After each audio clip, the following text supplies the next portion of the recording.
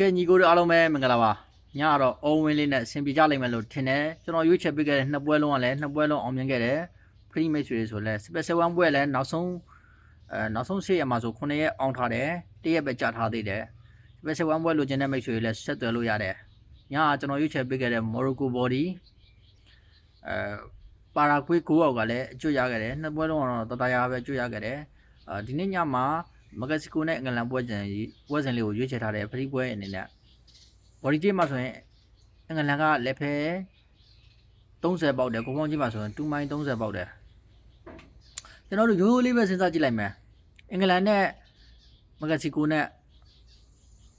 ကစားသမားအင်အားချင်းဆိုတာလက်ဖဲ30ပေါက်တင်ပေါက်ထိုက်တဲ့ဈေးတန်းမဟုတ်ဘူးဘာလို့လဲဆိုတော့အင်္ဂလန်မှာဆိုရင်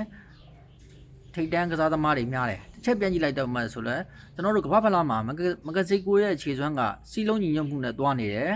ခြေစွမ်းတော်တော်လေးကောင်းနေတယ်ဒီပွဲစဉ်မှာကျွန်တော်တို့ body နဲ့စာရင်ကိုပေါင်းကိုပိုရွေးချယ်တင်တယ်မက္ကဆီကိုကလည်းနောက်တန်းလုံတဲ့အသင်းဖြစ်တယ်အင်္ဂလန်ကမက္ကဆီကိုဆူဖို့ကြလဲခဲရင်တယ်လို့မက္ကဆီကိုကအင်္ဂလန်ကိုဆူဖို့ကြလဲတော်လေးခဲမဲ့အနေထားမျိုးရှိတယ်နှစ်သင်းလုံးကသူစိန်ကိုစိန်ချင်းနေမဲ့အနေထားမျိုးတွေရှိတယ်ဒီပွဲစဉ်မှာ body နဲ့စာကျွန်တော်ကိုပေါင်းကြီးကိုရွေးချယ်ပေးခြင်းနဲ့2မိုင်30ဆိုတဲ့ဈေးတန်းတစ်ခုမှာနှလုံးထက်ပိုးမလာနိုင်ဘူးလို့ကျွန်တော်သုံးသပ်ပေးခြင်းနဲ့ကိုယ့်အကိုရွေးချယ်ခြင်းမှာပေးခြင်းပါတယ်အကြိုက်တူတဲ့ကျွန်တော်ရဲ့မိတ်ဆွေလိုက်ဆော်လို့ရပါတယ်အားလုံးပဲကိုယ့်လက်ပါဒီနေ့ညမှာလည်းကောင်းကောင်းကြပါစေ